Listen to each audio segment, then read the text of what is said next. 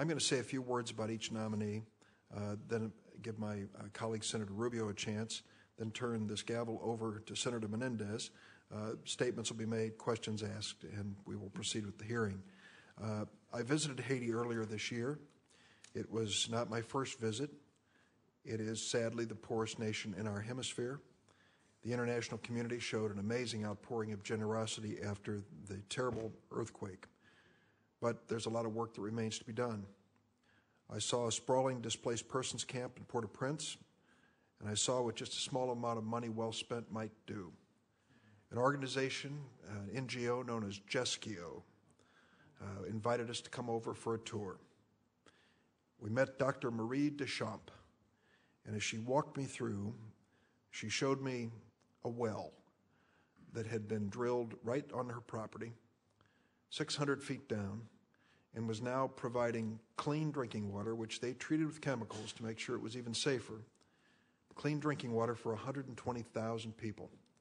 And she said, "Thank you, because America built that well." And I said, "Where did it come from?" And she explained, and I finally realized it was a program that I had created in the name of Paul Simon, my predecessor, who wrote a book over 25 years ago about the shortage of water in the world. And we created the Paul Simon Water for the Poor Act.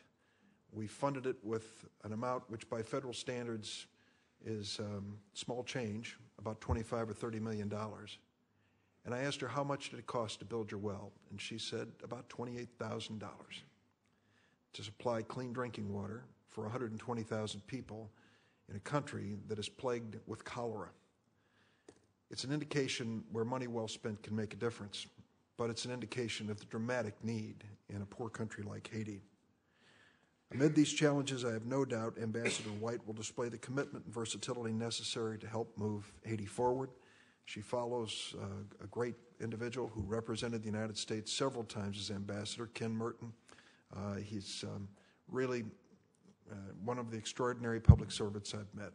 Hard act to follow, but I know you'll do well. Let me say a final word about your service in Gambia. I've been trying for years, literally for years, to secure the release of a Gambian journalist, Imbrima Mane, who was taken into custody in 2006 by Gambian security personnel. Shamefully, he was held incommunicado and hasn't been heard of since. I fear he may have died in custody.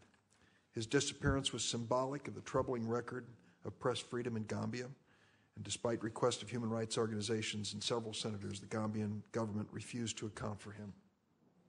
Then early last year, there was a breakthrough when Gambian President Jammeh formally requested a UN investigation into his disappearance and death. Ambassador White has been a tireless partner in this effort, and I thank you so much for standing up for American values in this request. Linda Thomas Greenfield has served as U.S. Ambassador to Liberia, as has been mentioned, since 2008. Before that, worked at the Department of State, Secretary for Bureau of African Affairs, refugee counselor. She holds a BA from Louisiana State University and an MA from the University of Wisconsin.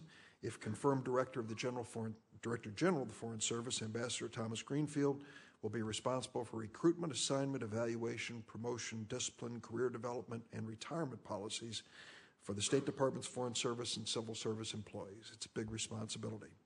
Foreign Service officers constantly embrace new challenges and hardships, including family separation, and it's important that the Director General is able to address those needs from personal experience. Gina Abercrombie Winstanley has served as Deputy Coordinator for Counterterrorism at the Department of State since 2008.